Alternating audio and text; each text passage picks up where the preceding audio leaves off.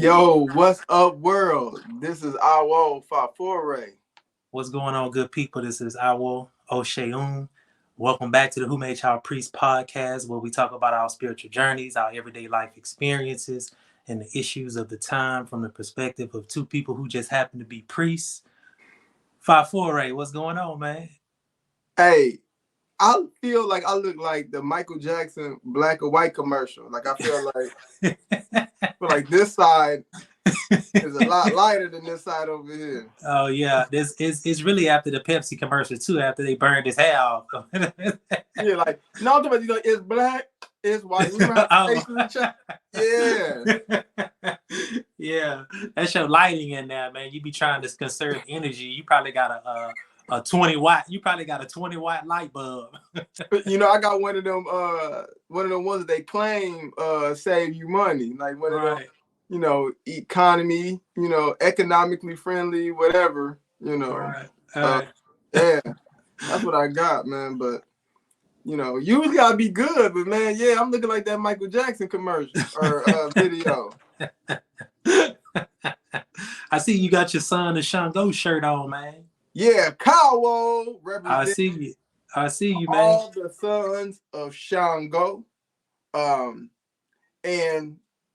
I know that we're dedicating this season to the divine feminine, but this is, not being gender biased, because, everybody whose head Orisha is Shango, whether it's a male or a female or a woman or a man. Well, when we get into the topic, you'll understand why I'm being careful with my wording. Right. But no matter if you were born with breasts or not, all of us are son of Shango, if Shango is your head Orisha. So, right. Shout out to Sid for making my shirt. Oh, Sid made shirts too. Oh yeah. Man. This is an exclusive. Yeah, shout out to Sid, man. Check out our boy Robin 3500. I think it's 3500. Is it 3500 or is it 3800? Oh, he gonna be mad. Definitely not 3500. 3800. Robin 3800 on IG, man. Y'all check my boy out. Yeah, definitely check him out, man. This is one of one though. This is an super exclusive. Oh yeah, I ain't seen nobody wearing this one neither. He made this one too. I'm gonna have to give me one, so then it's gonna be you gonna be hating then. No, it's gonna be two people wearing it. You're gonna be hating. I get a Son of Shango shirt just off General Trust. Oh, that is hilarious, man. So I know it's been a few weeks, couple weeks, whatever it's been. But Woman King came out. And I haven't seen it, but it's been getting a lot of buzz from a lot of different people. So yeah, you checked it out. What did you think? It was a good movie, man. It was a good movie. You know how you've known me long enough to know how my mind works. So my immediate question was, is it historically accurate? So I immediately started to look at the things about the Agoji and the Dahomey and things like that. And it turned out, at least in my opinion, that it wasn't super historically accurate. And I feel like the movie was made because of the political times we live in. And this, I don't even really know what word to use, but I feel like the movie was geared toward women. Mm-hmm. It was geared toward women. But it was a good movie. I liked the movie. It was action packed. I feel like the plot reminded me of a novel I read, which up to this date is probably the best novel I've ever read, called Who Fears Death. Oh yeah. Yeah, it kind of reminded me of that. Once you find out, what happens to the main character and blase, blase, blase. So I don't want to give it up for anybody that hasn't seen it. But yeah, man, it was a real good movie. I loved it though. So the fact that you know that it's not historically accurate, right? How do you feel about that? Because, and let me ask you why, because there's a segment of people who have an issue with the movie because of its historical inaccuracies. How do you feel about the movie, knowing that it was historically inaccurate? I understand the times that we live in. I, in my opinion, I understand why the movie was made at this time. At this time, we are post Me Too, uh, in the middle of women's empowerment and things like that. So I feel like that it was time for the movie to be made. So I don't feel any type of way about it being historically accurate or inaccurate. It was a good movie. It's meant for entertainment, and I was entertained. Yeah, I've listened to a lot of uh, videos and things of that nature from people who are EFI practitioners, or maybe not even just EFI practitioners, but they practice a form of ATR, African traditional religion. So I've heard it on different sides, right? The one thing in common that people said was, well, there was a lot of black people in the movie. There were a lot of black people who were, writers and directors and things of that nature. So the economics work out in favor of black people. So it was that common thread, like, okay, I can accept it for that. On the one hand, an elder that who I watch everything that comes out on YouTube with him, Professor James Small. Hmm. I watch everything that he does. And one of the things that he talked about was um, we had the representation of EFI. And he enjoyed the fact that there's some representation about that time in history for our people. Hmm. And that those who are inclined to study are going to then, because of the movie, are going to read and study and find out really what was going on at the time, who these people were, things of that nature. Exactly. And then there is the other side from EFI practitioners. It's basically like a gender war because of the title Woman King.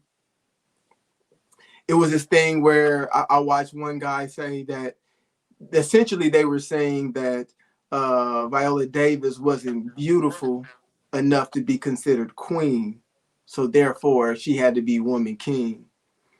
And Wow. this didn't like the way that Africa and African spirituality was actually portrayed in the movie.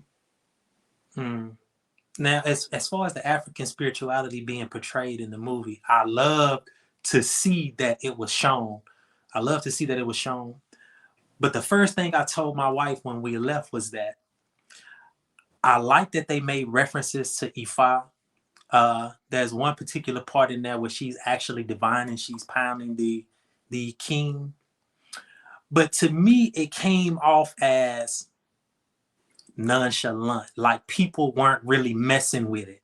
It was like she was the only one that dealt with Ifa, and everybody else was kind of like, oh yeah, she over there playing with those nuts type thing. So it came off as if Ifa wasn't as big as we would think it would have been at that time in history.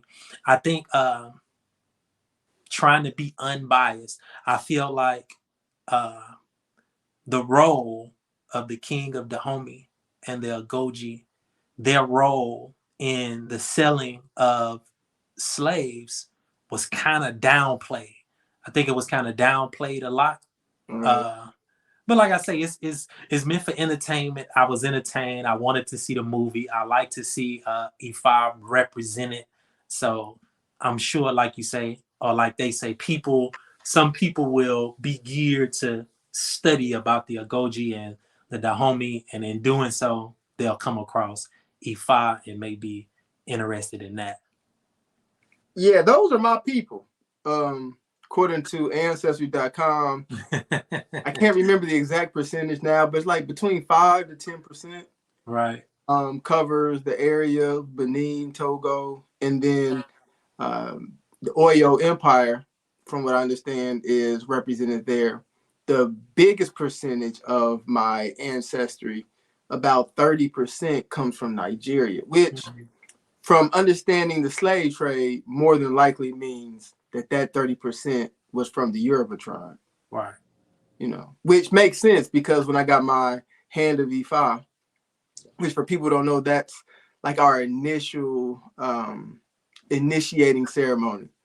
To kind of compare to something, it'd be kind of like the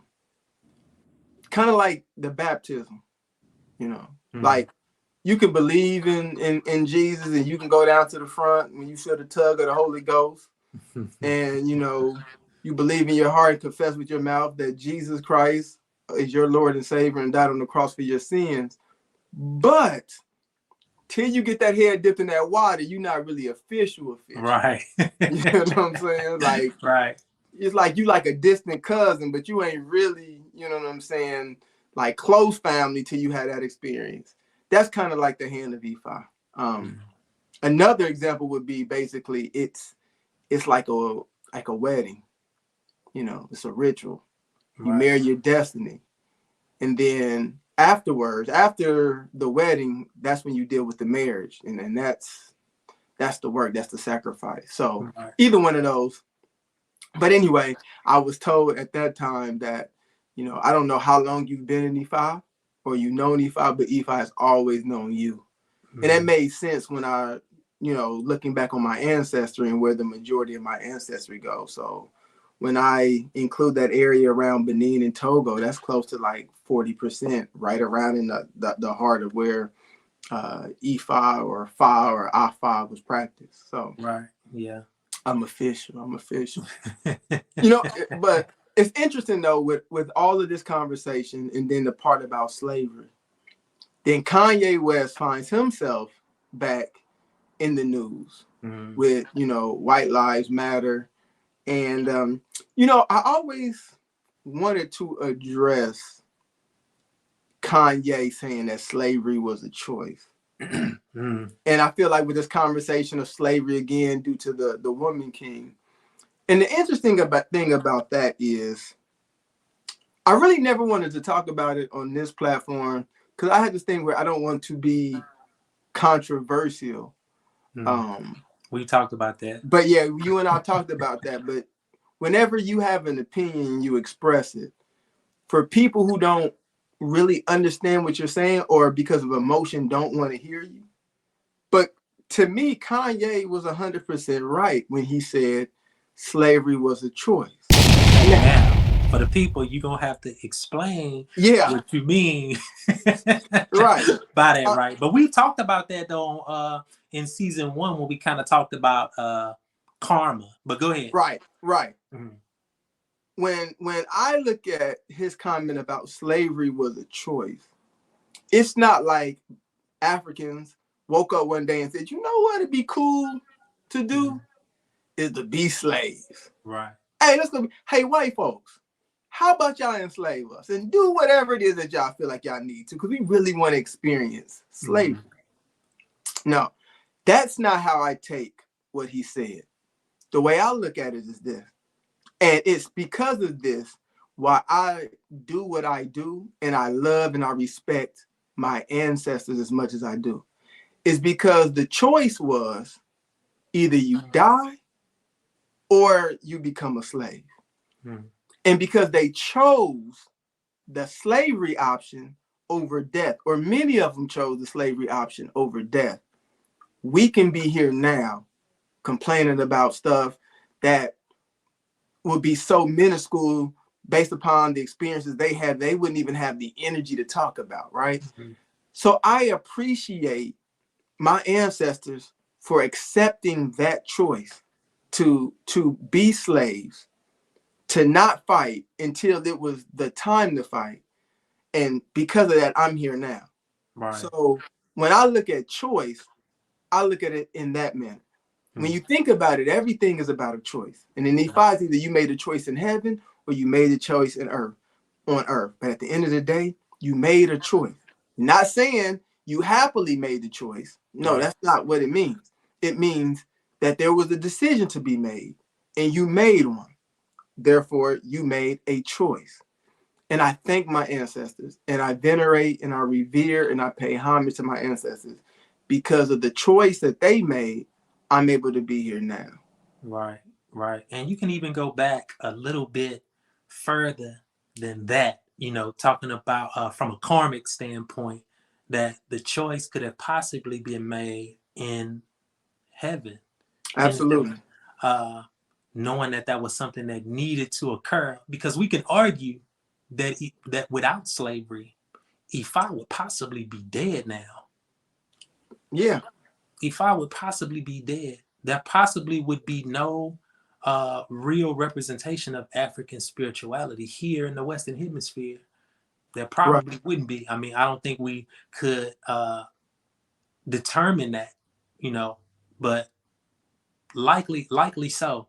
So I think Ifa had to leave the shores of West Africa and come here the way that it did, expand the way that it did, adapt the way that it did for Ifa to survive. Absolutely. Absolutely.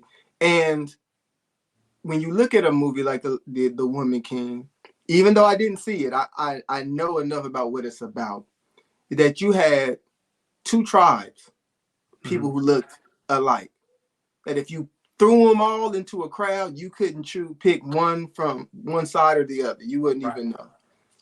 And because of slavery, you have God knows how many tribes of Africans in America who all look at themselves as being the same people because that tribal distinction has been squashed. Mm-hmm. And now we look at each other as one. It You had know, to. right. Mm-hmm. Exactly. So when you think of karma, I look at stuff like that as, you know, one of the things that probably played into it to where we had to have that experience. You know what I'm saying? So And again, it's a shout shame. out. It's Go a ahead. shame that things like that have to happen for us to see ourselves as one. It makes me think about prison and how you have all of these different gangs on the street, and behind the walls, when something pop, all of those lines blur. You know what I'm saying? All of those lines blur, and we see ourselves as one people because we have one common goal, we have one common enemy, that type of thing. So I always look at it, and then on a bigger scale than that, when some type of natural disaster occurs, then we find the commonality between all people, how Right. all people come together and help one another.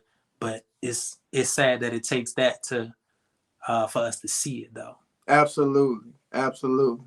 So the Woman King in that conversation, a woman who is holding down a position that many look at being a man position or a man's role, um to then transition us to the topic of the day.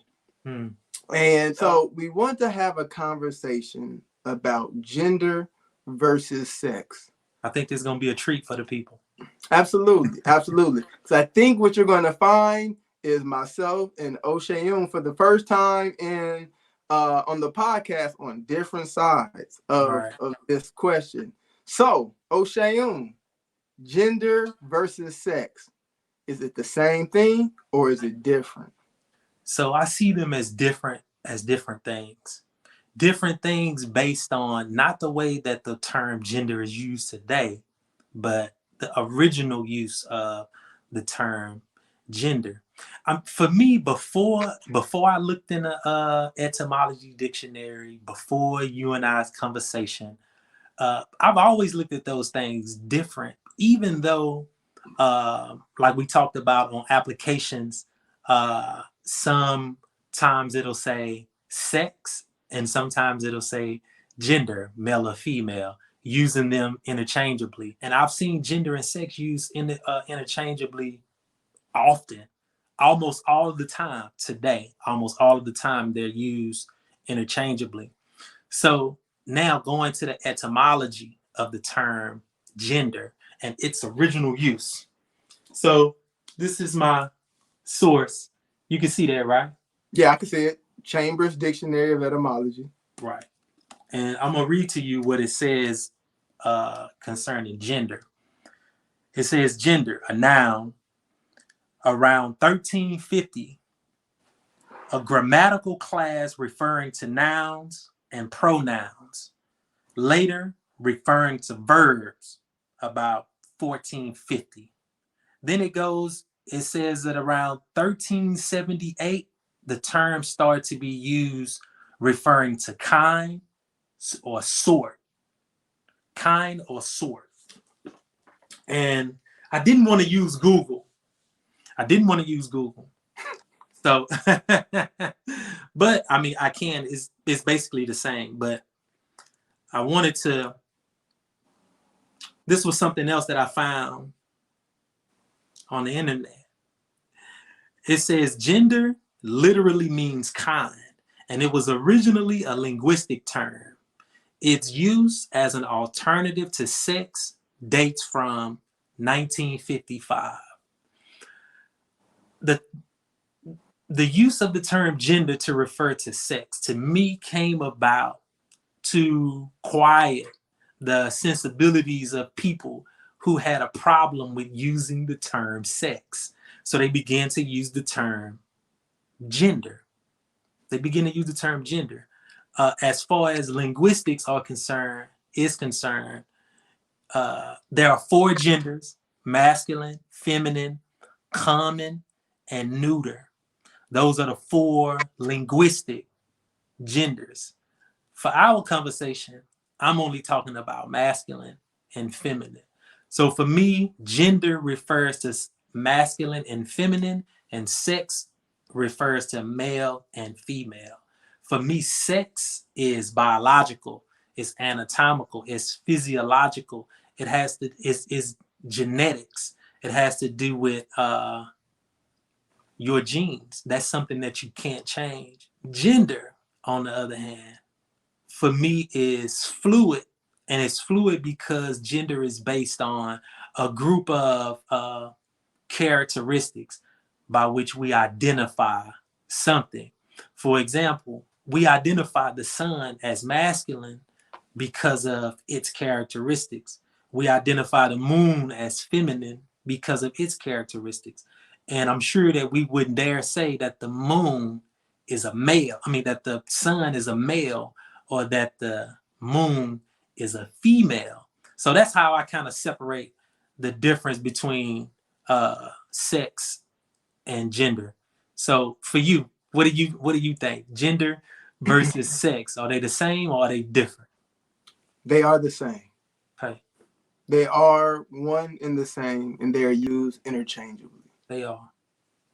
I use the online etymology dictionary, and I'm going to, like you did, I'm going to read what I have here because I don't want it to seem like I'm, piggybacking and just pulling out certain pieces.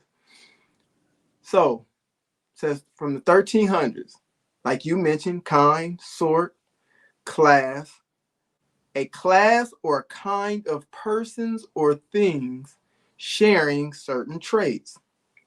From old from old French, genre, kind, species, character, gender. From stem of Latin genus, race, stock, family, kind, rank, order, species, also male or female sex. From the same online dictionary, the etymology of the word sex from the late 14th century, males or females considered collectively from Latin sexus, a sex state of being either male or female gender. Now, words matter. Words are very, very important. Early on, both of us learned that whenever we would come to a point where we seem to disagree with one another, and we've talked about this before, one of us would stop and say, hold on, define said word, right? And after we would define the word, then we would realize that, oh, we actually weren't in disagreement. Right. We just had different ideas of the word. So words matter. Now, sex and gender are English words. So when you say, do they mean the same thing? Yes, they're English words. Now, what you referring to about one talking about biology and one talking about characteristics, you are talking about an ancient civilization that was not speaking English. They weren't using the word sex and gender. So with that, sex and gender is the same thing because they're English words. Now, the reason why I harp on this so much is because it's important to understand language, etymology, definitions, things of that nature. As you're looking at things, like if you're reading like the King James Version of the Bible, etymology is important. You know, when you're looking at early translations of documents, Septuagint, probably if you're doing the Book of the Dead, etymology is important. You know, we both come from the Lodge, Morals and Dogma. That book, etymology is important. Right. You know, Masons at the time used to have an issue with the book Morals and Dogma Right. because it was not written for people who are unlearned to understand. Right. So early Masons would have an issue with that. Like, come on, you giving us a bad look. You know, people are reading this book and they're thinking we're cold, we're satanic, this, that, and the other, Mm-hmm. because of the language you are using. So, but Albert Pike didn't care. Albert Pike said, I did not write my book for them. Right. So if you're unlearned, if you don't understand etymology and you know the meanings of words and things of that nature, the origins of words, it's not for you, Right. right? So that's why I harp on it being the same thing. And let's take it a step further. Actually, no, I'll leave it there to see if you have anything to push back there before I go to the next point. Okay, you say that gender and sex are English words. They are. But when we study the etymology of those words, what we find is where those words come from and the original definition that those words had. Gender, the original use of that term, and we're not talking about the English word gender, we're talking about the Greek or French word that it derives from. The original usage was referring to linguistics. It referred to nouns and verbs. It had nothing to do with people. The term gender, our English word gender, had nothing at all to do with people but language. Sex, on the other hand, had to do with people and animals. These things had sex, where gender referred to nothing of the sort. But I want you to go further in your belief. Well, see, what you said was completely changes the discussion Why? because you didn't say the words that predate gender and sex. Well, if we're talking about etymology, then we are, of course, diving into the truth of the word, right? That's what etymology means. Our English word gender derives itself from Greek and Latin and French and those words. So what I mean when I say the etymology of the word, I'm talking about the truth of the word, its original usage and what it meant then. So I'm gonna push back on that because where the word was derived from is not necessarily the etymology of the words that we're using. Hmm. It's saying the word gender, I borrowed it from this word, but the etymology of the word gender as we know it in English, even though we borrow from this is what it means.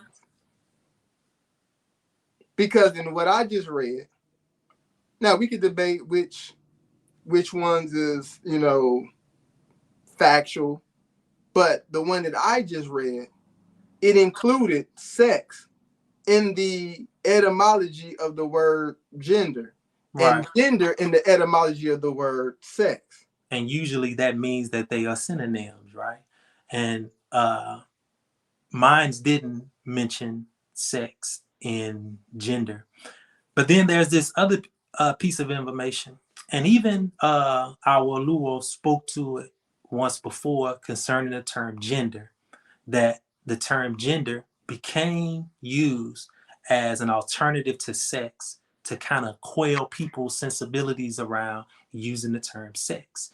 And that's what I got from the internet, my internet search, where it says that its use as an alternative to sex dates from 1955.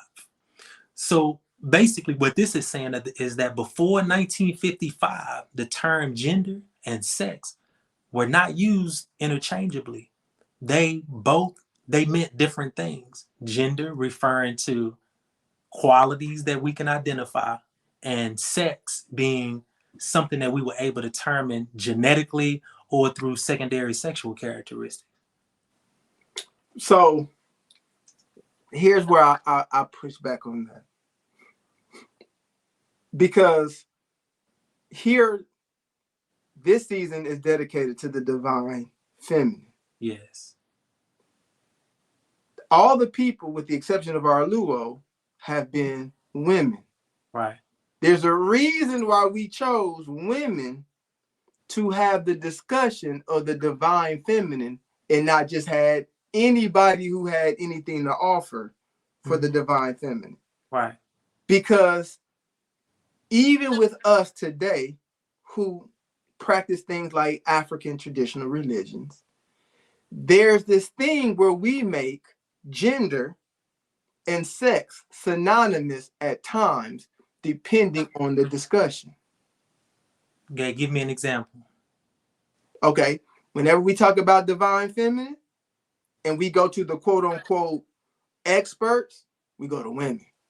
Right, but I think we have to include the entire term and not just use the term feminine. And we're talking about something that's divine, the divine feminine. Now, of course, we have women here that are feminine. There are feminine men. Absolutely. There are feminine men. And the reason that we can have a feminine man is because femininity is based on characteristics. For example, the femininity of the moon. We say that the moon is feminine because of its characteristics of receiving light, not giving light, but receiving light. Right. The woman is naturally feminine because she's receptive. She receives the seed of man. So she is naturally feminine. Now, there are some masculine women, but that is based on characteristics and not sex. Not sex. So I believe that we could have talked, you say experts, but we could have definitely talked to men about the concept of the divine feminine. We could have definitely done that. But that wasn't even a thought for me and you.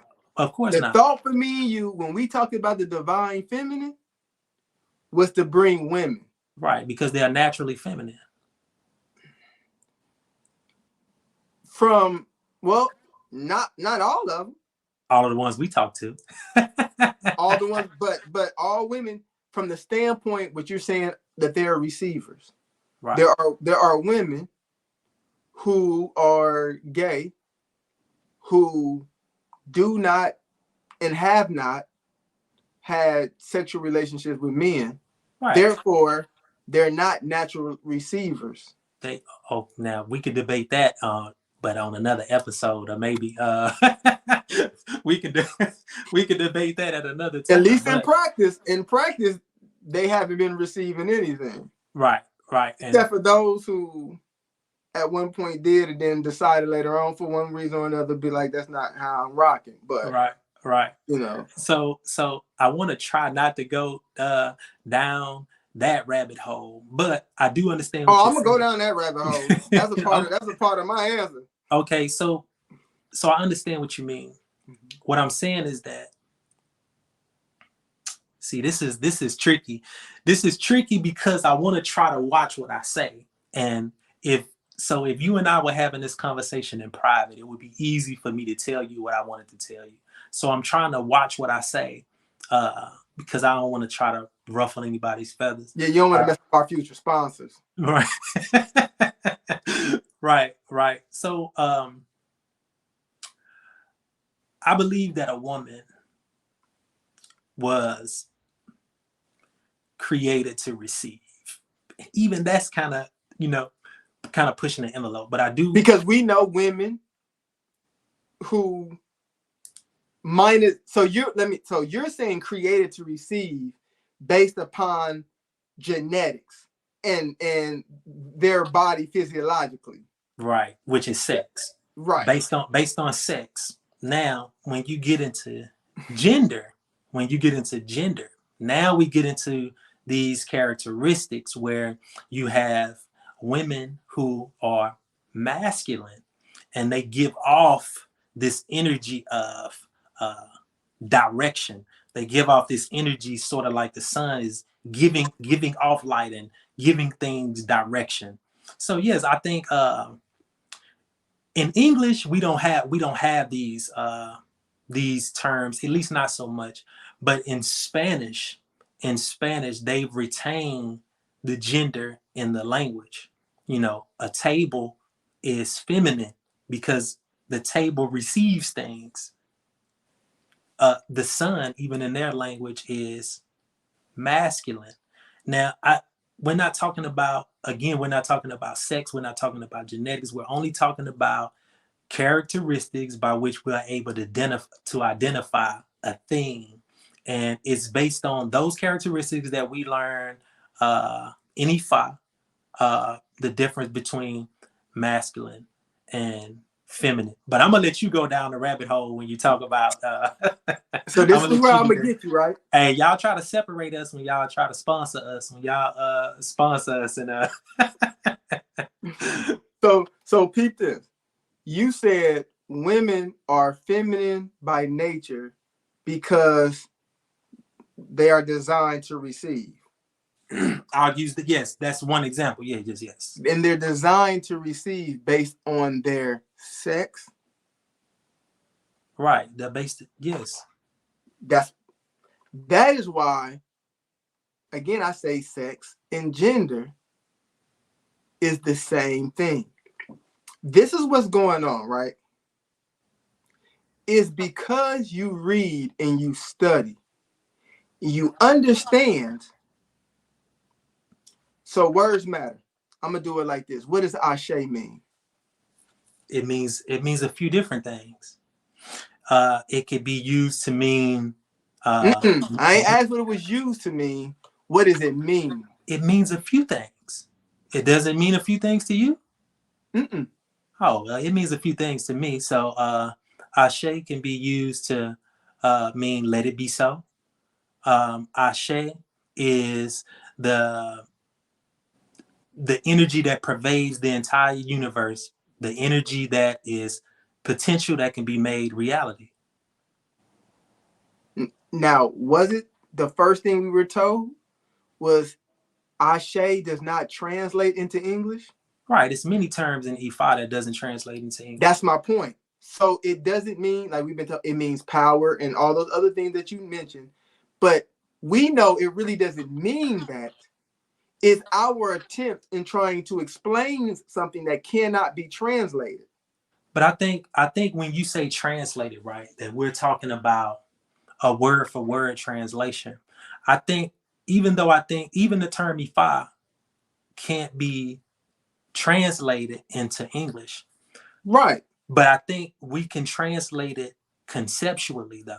I think even though Ashe doesn't have a true English equivalent, word for word, one word meaning one word, I think the term ashe we can define it conceptually in the English language.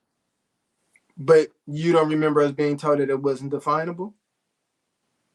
That it can't be translated? Oh, I've been told a lot of things. Yes, yes, I remember that. So what we're doing is giving our best shot. Now, there are other words where we don't even attempt. Right. There's prayers where you'll hear us going and we'll be going in Yoruba and then we'll go into English. And it's not because we're trying to show off that we know a little bit of Yoruba. It's we can't translate it whatsoever, right? But does it have a conceptual meaning? So without me being a native speaker of that language, I could honestly put my life on the line and say, yes, there is something that was given to non-native speakers as this kind of puts you in the ballpark. This is a good enough. And I accept that. Right? I accept that for right now. Now, one day, you know, you and I may be in a position where we can go over to Yoruba land for extended periods of time and we can really dive into the linguistics, because at the end of the day, this isn't a conversation about, for other people, you might think it initially that it was about sex versus gender. It's really about linguistics, because words matter, right? That's really what it's about. Now, conceptually, do I understand what we call biology versus the characteristics that we call masculine and feminine? Yes, I understand that. I also see where we blur the lines with those, not just in how we have our daily conversation, but even within African spirituality, with people who understand the concept of biology and then these characteristics that we deem as masculine and feminine, the law of opposites. We understand that whole concept, and I understand it conceptually, right? Mm. But to really make a point, when the question is gender and sex the same, is yes. Because at the end of the day, when we get into meanings of words, we understand that the meaning changes. Right. And what you're going to see is that 5 years from now, we wouldn't even be able to have this conversation because people would be so confused, because it really wouldn't be any blurring of the lines. Right. You know what I'm saying? Mm-hmm. And this is what I'm talking about, going down that rabbit hole where we are in places where the conversation years ago was started about not having gender. That's the word they use, not having gender on like birth certificates. So, right. So I think I saw, well, let me not say that, but yes. I think I saw, hey, I hate having to do this. You know what I'm saying? Like, really trying to watch what I say. But do you remember the conversation that you and I had about the guy that swam, I believe, for Penn State? He swam as a woman. Oh, absolutely. I remember that story. Right. We talked about that, right? Mm-hmm. So do you remember, maybe, I don't know, 10 years ago, 15 years ago, we would say transsexual. We wouldn't say transgender. We would say transsexual. Yes. Do you, right? We would say transsexual. And that was for people who had switched their secondary sexual characteristics and had began to take the hormones of whatever sex that they were trying to become. For example, a man would have his penis surgically removed and blase, blase, blase. And the woman would do whatever she would be doing, and she would take testosterone, and the man would take estrogen. Mm-hmm. Today, I don't hear the term transsexual as much. I hear the term transgender. So this guy that swam with Penn State still has a penis. And they call him a transgender. And I hope I'm not offending anybody by calling him a him. But yeah. he still has his secondary sexual characteristics. And so they don't call him a transsexual, they call him a transgender because of how he identifies. And to me, the ability to identify as something has to do with characteristics. Now, I can get into an argument with people who would say that gender is not fluid. And I would understand where they're coming from because to them and to yourself, gender and sex is the same thing. Now, if you would have asked me, is sex fluid? I would say no. But is gender fluid?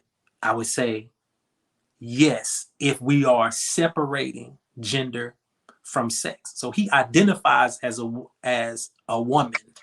He identifies as a woman and he's considered a transgender. It makes me think about the Orisha also. The gender of the Orisha are fluid based Is it? on it is based on the characteristics of the Orisha. For example, we see Obatala as a masculine deity, Mm-hmm. but there are stories in which Obatala is feminine. There are and this for almost all of the Orisha. Well, I see that for Olokun a lot. Olokun All the time. definitely you see the but as far as Olokun is concerned, I think sometimes we see masculine and feminine based on who we're talking to and who has translated or interpreted the original Yoruba. You would have some people that say that Olokun and Aje, not Aje meaning witch, Which but Aj, the deity of prosperity, that they right. are one and the same, and that they're called Aj Olokun or Olokun Aj. And we kind of get that in the Odu Oshe Terao. You kind of get that they're the same, kind of. You kind of get that they're the same. But what I mean that you get these different paths of the Orisha, and based on their qualities, based on their characteristics, the gender changes. We know we're not talking about sex because these are not sexual beings. Well, there's some definitely some sex going on. Right, but those These stories. Orisha stories. It's some square business sex going on in some of the stories. But we know that these are, and see, we know that these are myths. We know that these are Right. myths. And Some of us do, because some of us believe that the Orishas get mad at us. right. So, See, you going down the rabbit hole, man. my Make bad. sure y'all separate us when you want to. When y'all want to sponsor us, just say, "Hey, I want to sponsor Awos Ifafore." He wasn't talking about what Ifafore was talking about, but yeah. So that's how I see gender having to do with qualities and with characteristics, and not with sex, not with anatomy and genetics. But would you agree, though, in the mythology, that more times than not, Oseun or Ya, Oseun, Oshun or Ya Yemoja, in the mythology, more times than not, are women? Definitely, or feminine, definitely. I'm being very specific with my words. I know you are, but I think now More you times are. than not, you wouldn't say that they were women. And the way that my mind works, no, I don't say women. The I say children feminine. of the mother of the fishes, I say the feminine. big-breasted Yemoja, Right. is not a woman 9 times out of 10.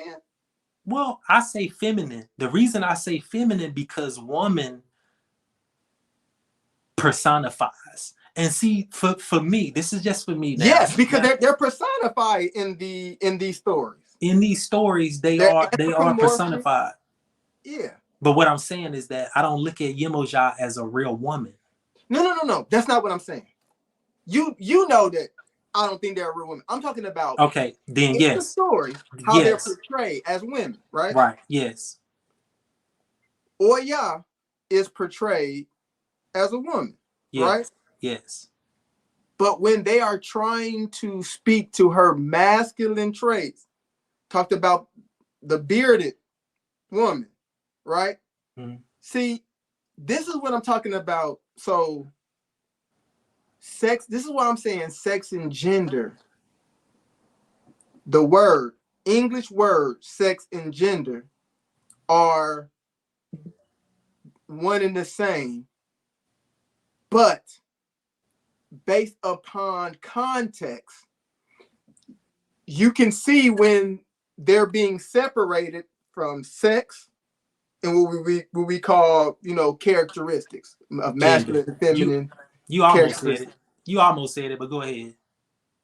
Well, I almost said what? Gender, but go ahead. Oh, yeah, I was about to say that, but I want to be Right. clear You with want my to be words, specific, right? right? So, because again, the Orishas are portrayed as one sex or the other majority of the time, Mm-hmm. right? Like I said, Olakun is that one that you will see switch more than any other, Right. right? Um, but I don't think I've ever seen Ogun, for instance, portrayed as anything but a man, or Shango as anything but a man. Like it's a reason why all children of Shango, male or female, or being born with what we know as women's sexual characteristics versus the male sexual organs, Right. all of them are sons of Shango.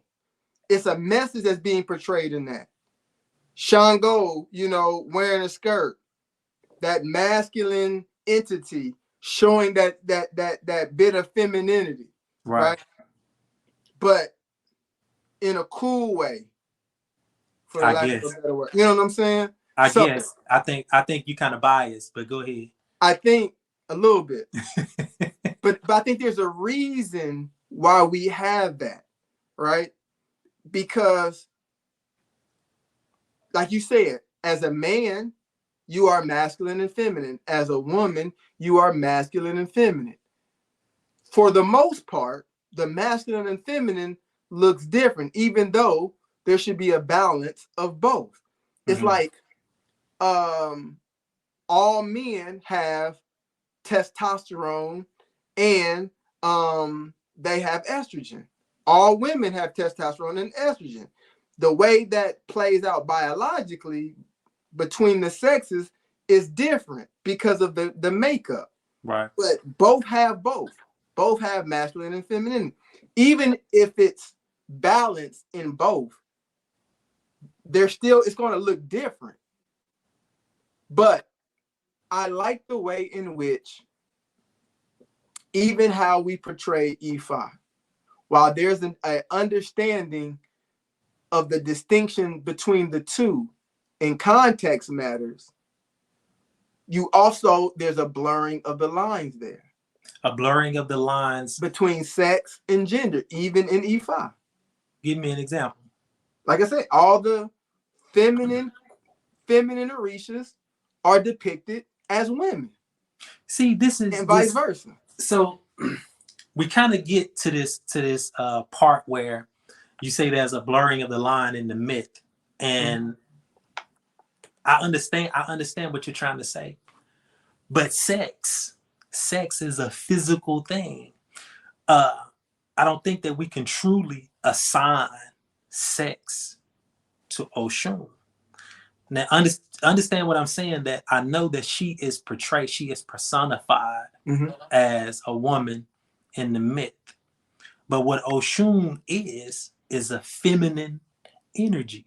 She's a feminine energy. And we use the myth to qualify that. Exactly. We use the myth to qualify that. So for me, that's what gender is. Gender is energetic. It's qualitative.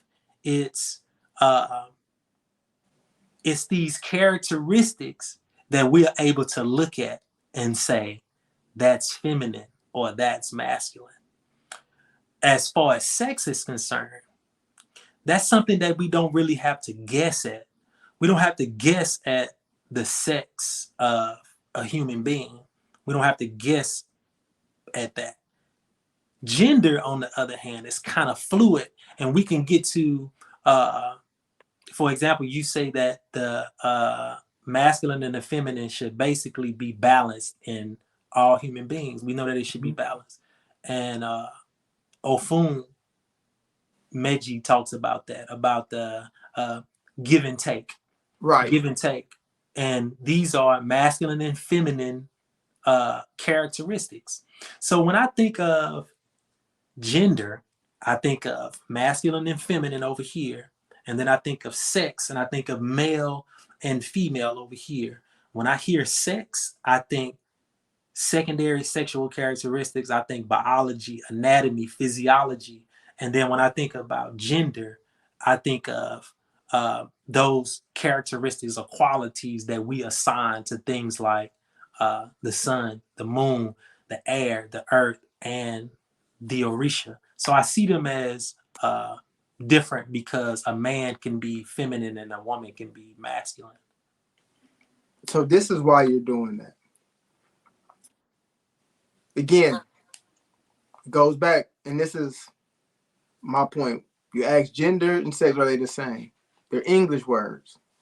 They're not English words. Well, gender and sex are English words, but Correct.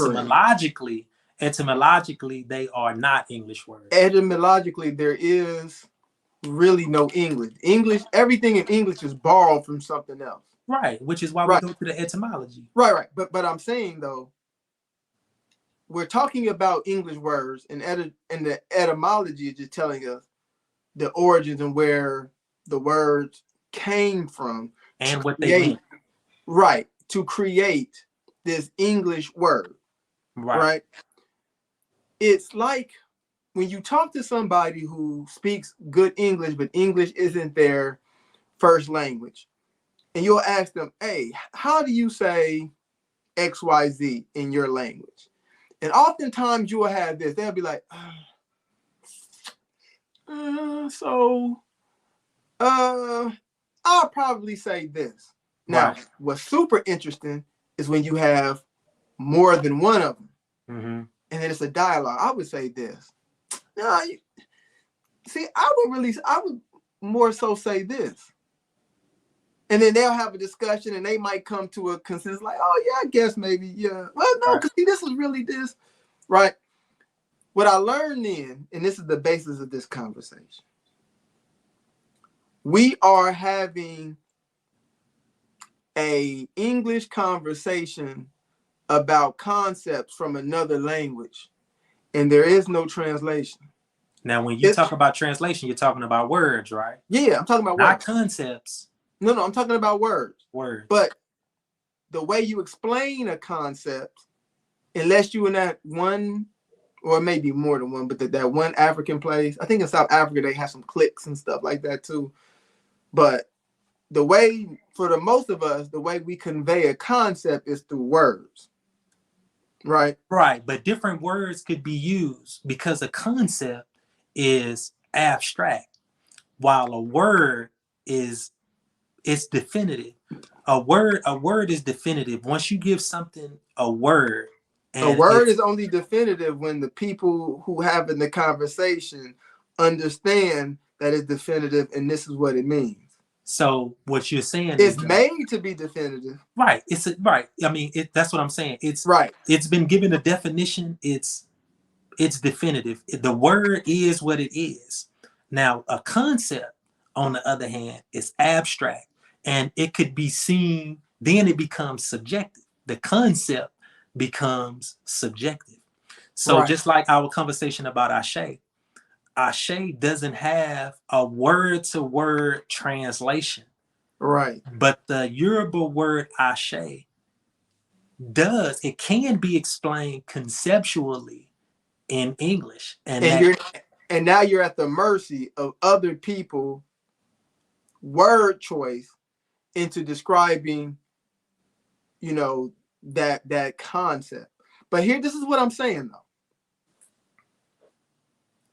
The concept that we're talking about is a concept that can be found in all the ancient traditions that I've ever studied, right? You read about Hinduism and Buddhism and things of that nature. They all have this masculine and feminine conversation, right?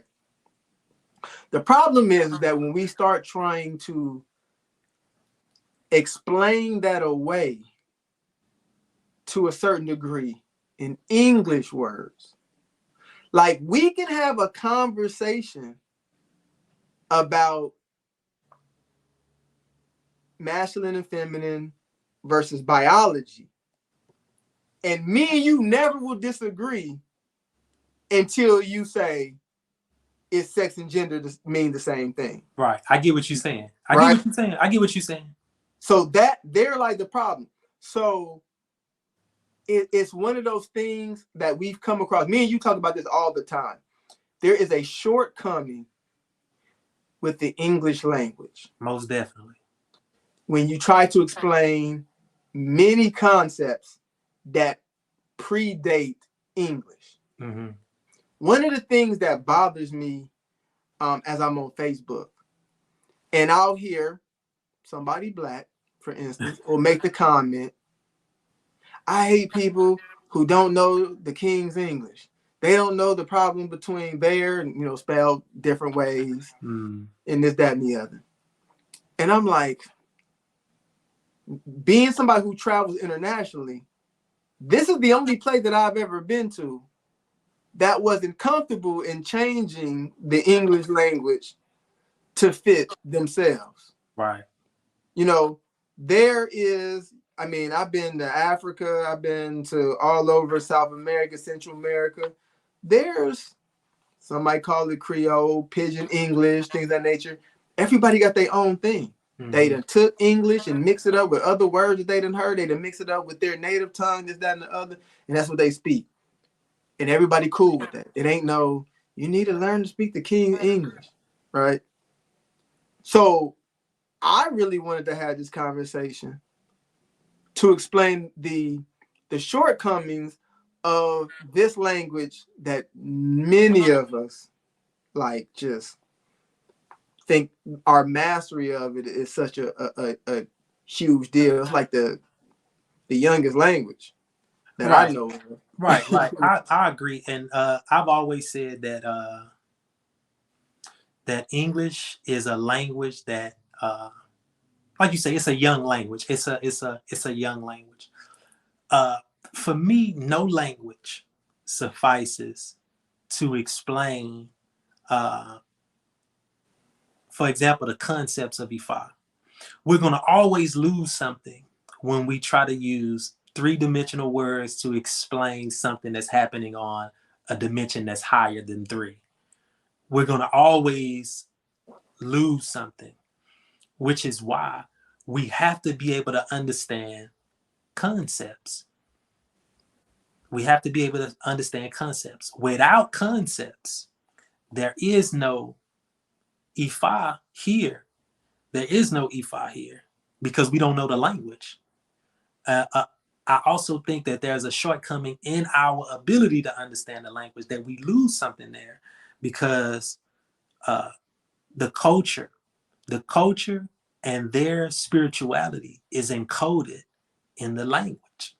So when we don't understand the language, then we have to understand concepts, which are abstract, which is, for me, what spirituality is. It's abstract, it's fluid. There's no putting it in a box. For example, Ashe, we talked about Ashe. Mm-hmm. There's prana, which could basically mean the same thing. I know in Hebrew, I forgot the word. I want to say it's Kodesh. Kodesh, maybe.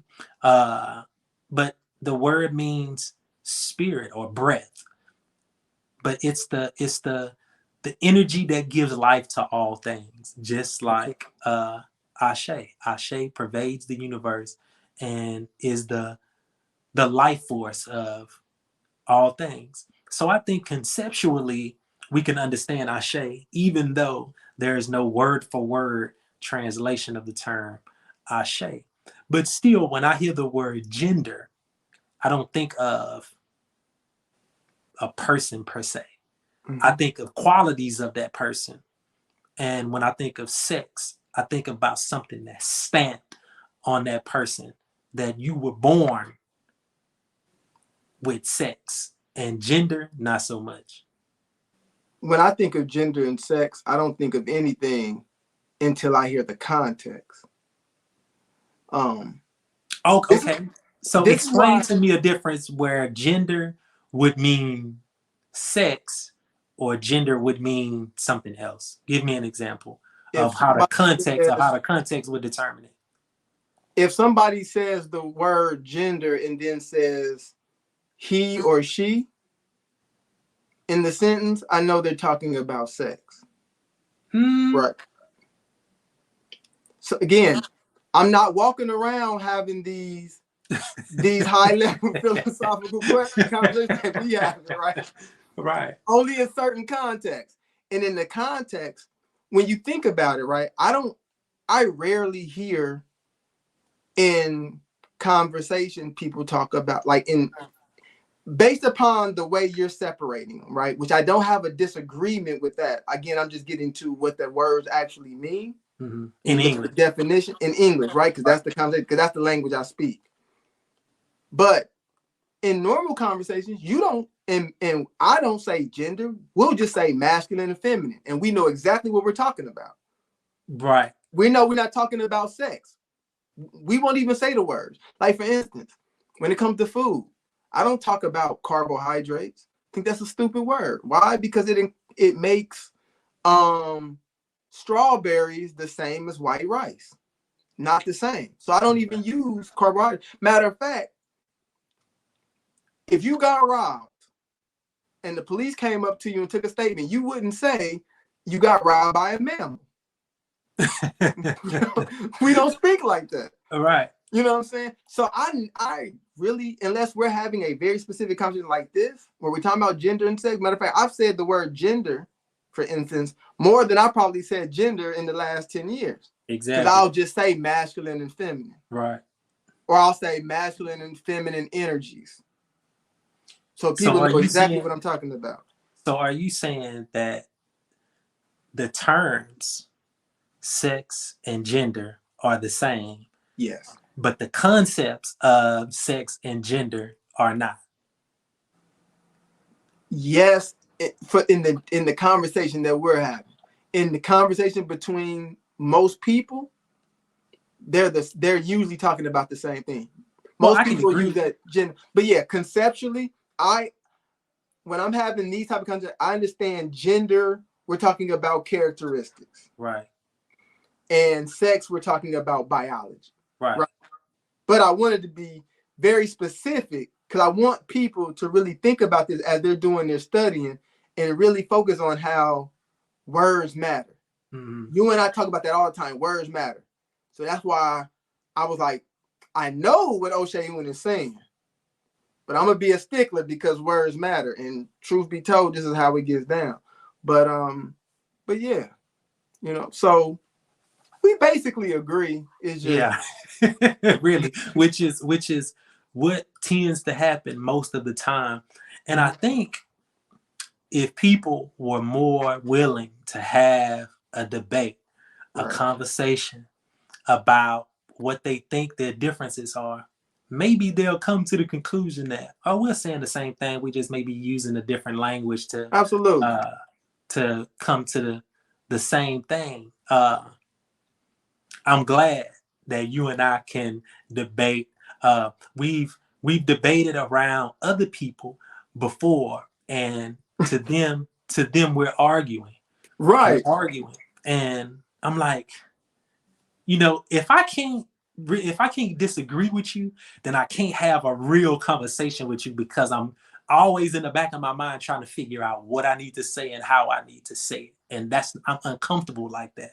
I need to be Absolutely. able to disagree with you. And then we say, all right, well, let's figure out, what's going on because I want to understand why you think the way you think.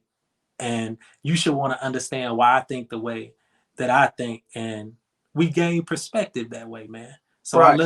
I love these type of uh conversation, and I'm hoping that the people that watch this episode will get in the comments and tell us what they think about gender and sex. Yeah. Because at the end of the day, we just two big nerds that like to have conversations about stuff that we read. I mean, we read a lot. Right. We like to really talk through these things. But I feel like when I read these books about ancient times, it was like, man, they probably was having all these deep conversations about all kind of things in life. And that's a lost art form. You know what I'm saying? And like you said, man, we're not as calm. It's never an angry thing. We just excited about. Right. Like I said, we big nerds, man. So we be excited about. So we'll be loud and we'll be going back and forth and all that because we just so hyped. And then people would just be watching us like, yo, y'all Yeah, need to they have a tripping. podcast, like, So that's how that came up, came about. So, but yeah, this was fun. I enjoyed it, man. I Yeah. enjoyed it, and hope y'all enjoyed it as well. Right. These kind of topics are important, man. At some point, they weren't allowing us to read. And now that we have, that right, for the lack of a better word, we need to start taking advantage of it and finding out what's in those books that they kept us from, and not just even Black people. I mean, this goes to anybody. Knowledge is freedom. So keep reading. You know what I'm saying? Oh, if you like this episode or if you like any of the episodes, please, please, please like, share, subscribe. That's highly important for us to keep this going. We got so many great ideas that we want to bring to y'all. We appreciate y'all that support us, but please, please, please like, share, and subscribe. Right. So, and go get some of that merch. Go get some of that merch. Yeah, get some of that merch. Oh, also check us out. We on TikTok now. Right. We hanging with the young people now. Yeah. We got some reels on TikTok. So check us out at Who Made Y'all Priest 11 on TikTok. On IG is who.made.y'all.priest on IG. Check us out. Check us out. Come hang with us. You know what I'm saying? Chop it up with us in the comments. We have a lot of conversations in the DMs, man, about nerd stuff. So if you're a nerd, you know what I'm saying, and you're not confident and comfortable in your nerdness yet, and you just want to talk to us in the DMs or is DMs for everything? Yeah, we old. So I guess it's DMs for everything. So inbox, whatever you call it. Hit us up. Right. You know what I'm saying? So we appreciate y'all. Thank y'all for tapping in. We love y'all. And as always, life's a journey. Don't forget the map.